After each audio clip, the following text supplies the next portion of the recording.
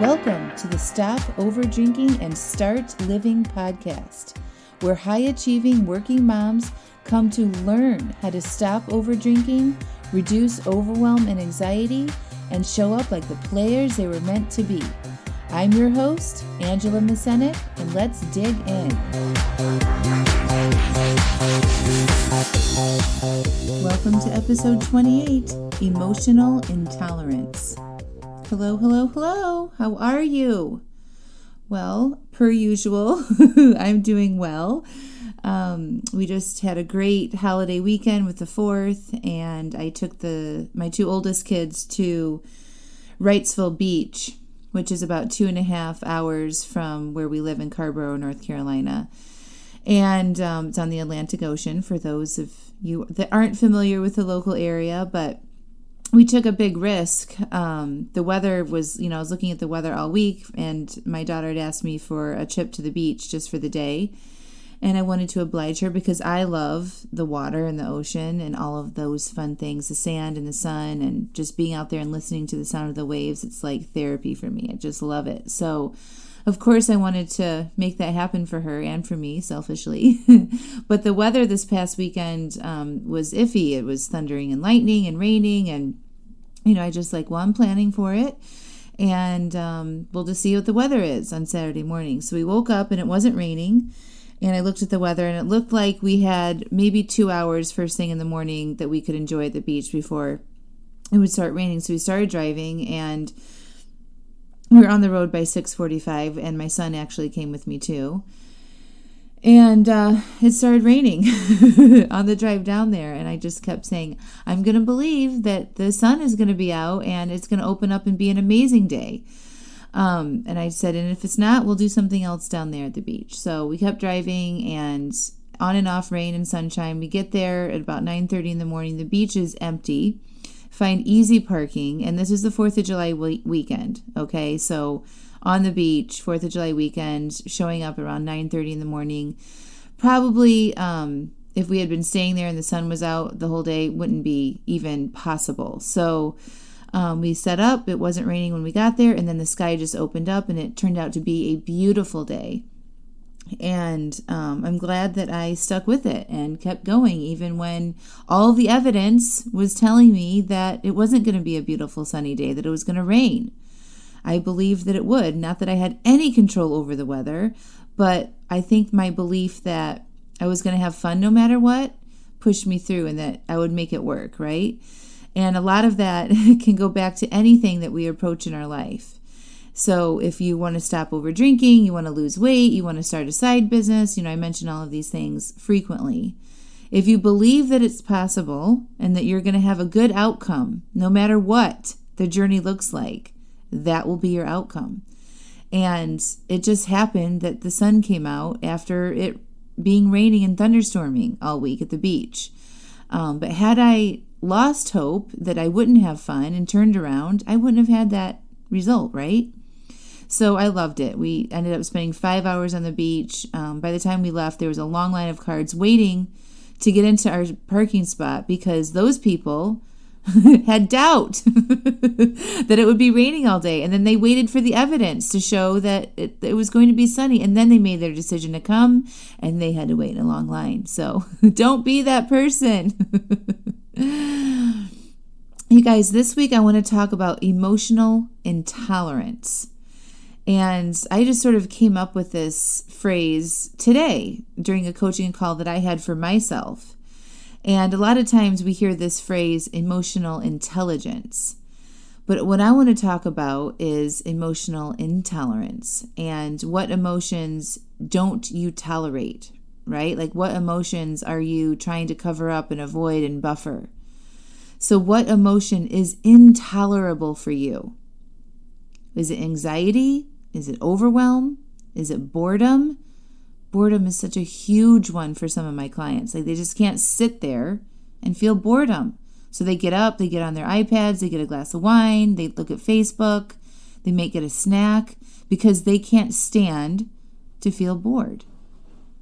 And I just learned in the past few days that restlessness had been intolerable for me. Restlessness, according to the Googs, is the inability to rest or relax as a result of anxiety or boredom. So it's like a double emotion. Restlessness is the inability to rest or relax as a result of anxiety or boredom.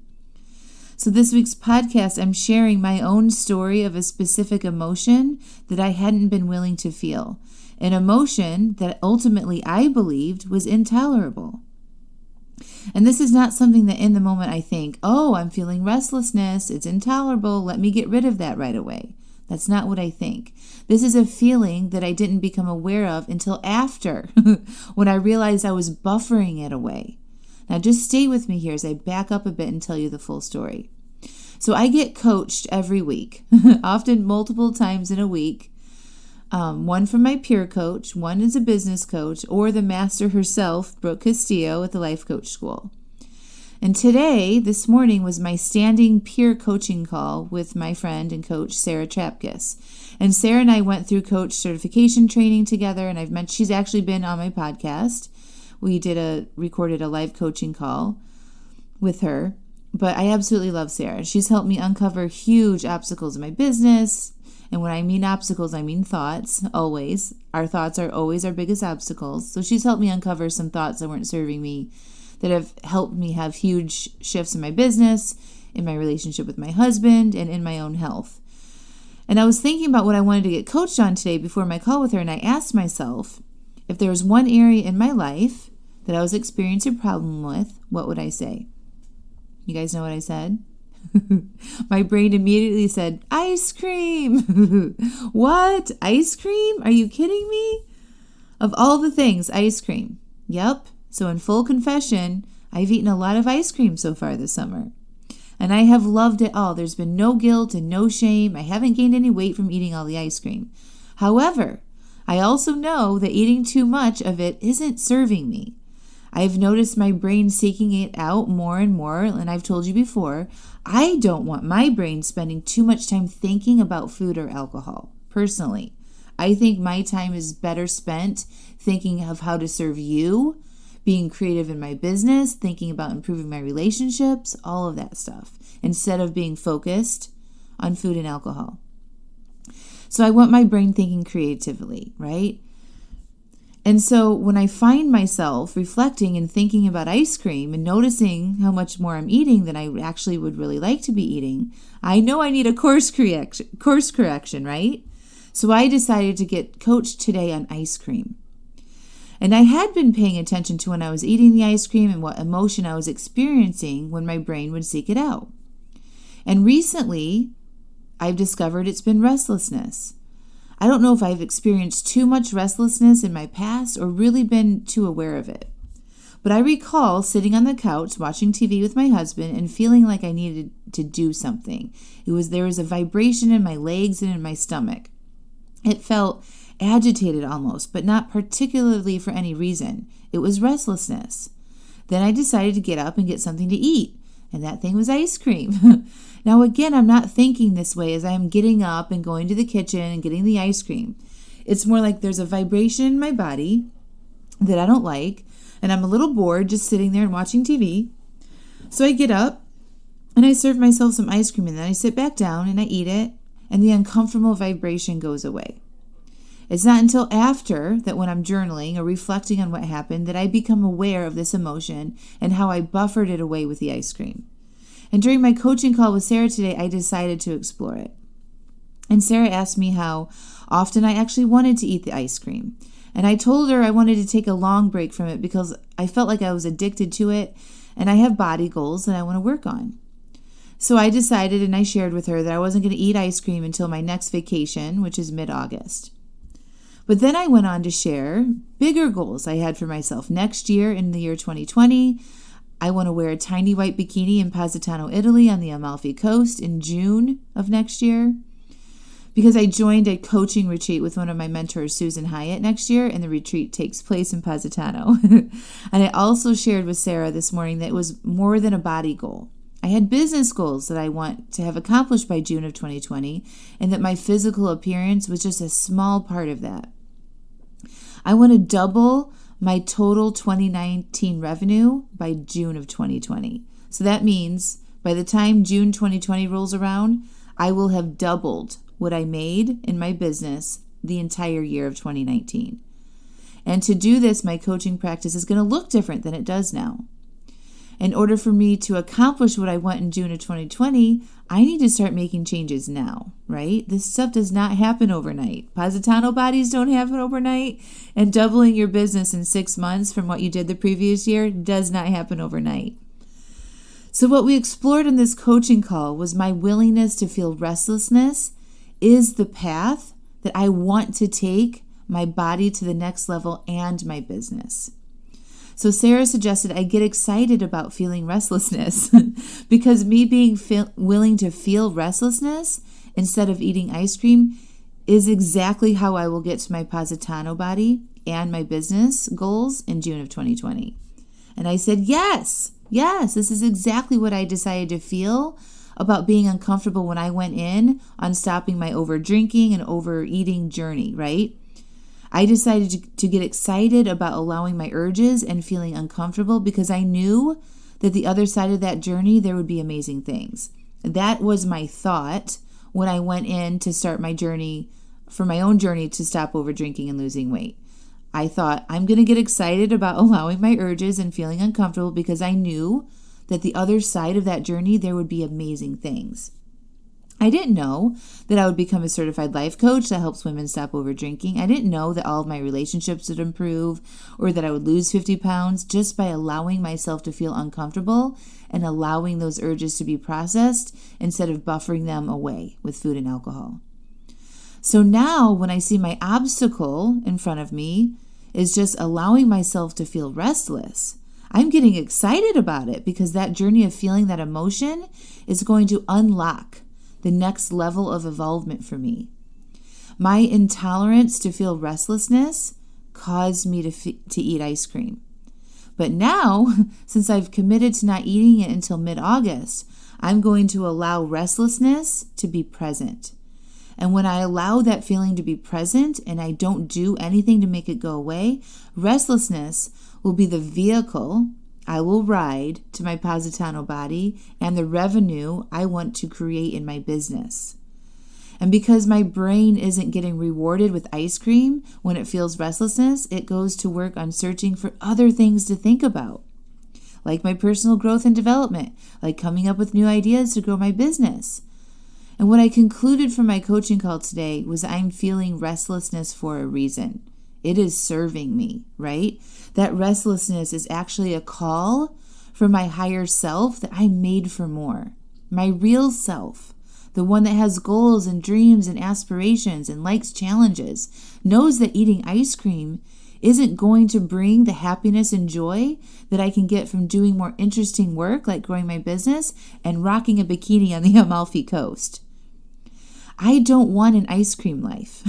I want an interesting life full of growth and adventure and the joy of helping thousands of people. And just my willingness to feel this one emotion is going to get me there. Isn't that amazing? That's it. Just my willingness to feel that emotion is going to get me to where I want to go. So I'm asking you, what one emotion have you been unwilling to sit with and feel?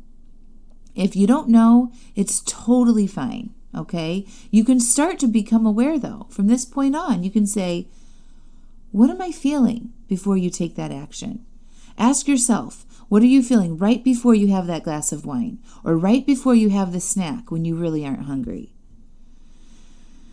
Right? Ask yourself those questions. Slow down.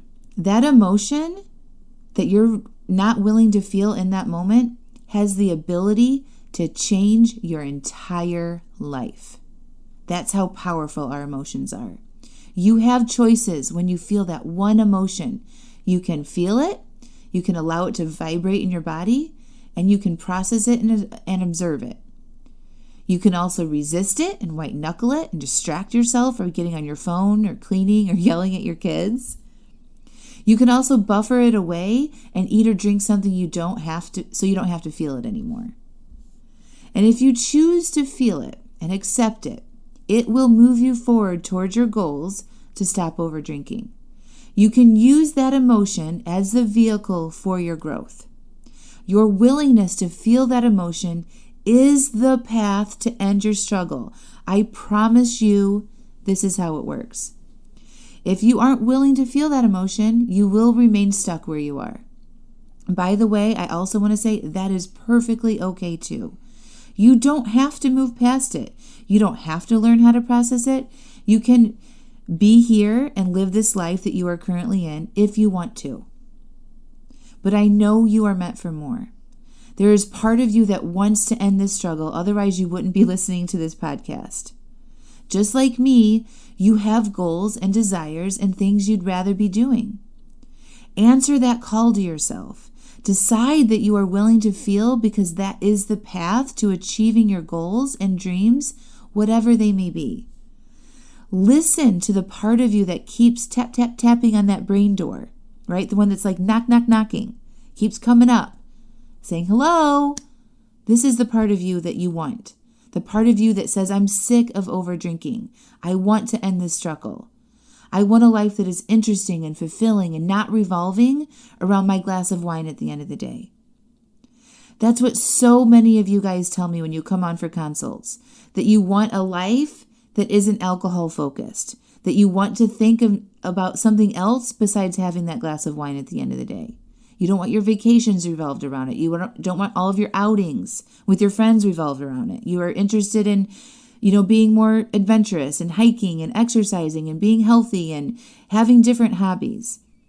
You want a life that is interesting, fulfilling, that isn't revolving around that glass of wine. And that part of you is giving you so many signs, and sometimes those signs are a negative emotion that has been intolerable for you to feel. Because those negative emotions are like little white flags saying, stop, what is going wrong here? Slow down, feel me. I'm supposed to be felt and processed and not buffered away. All right? Because when we won't want to be feeling a negative emotion over and over again without some payoff, right? The payoff for feeling that negative emotion is growth. It is the currency you have to be willing to pay for your dreams. I learned my next pathway forward today, and it was restlessness. The restlessness kept popping up and trying to alert me to be aware and to feel it so I could evolve to the next version of myself and take my business to the next level. So today, my thought is, I'm thankful for seeing how I hadn't been willing to feel restlessness and how I was using ice cream to avoid feeling it. If I hadn't felt a little bit frustrated with myself for eating all that ice cream, I wouldn't have uncovered this. That is how you can also look at the over-drinking issue. If you hadn't been over-drinking, you wouldn't have a vehicle or issue to work on to help you get to the next level of awesomeness that you know is waiting for you. And if you want my help in identifying what emotion you think is intolerable, I'm here to help you for free. Schedule that free 30-minute consultation with me via the link in the show notes, and I'll tell you exactly what your path to freedom from over-drinking looks like. Have a beautiful week, my friends. I'll talk to you next week.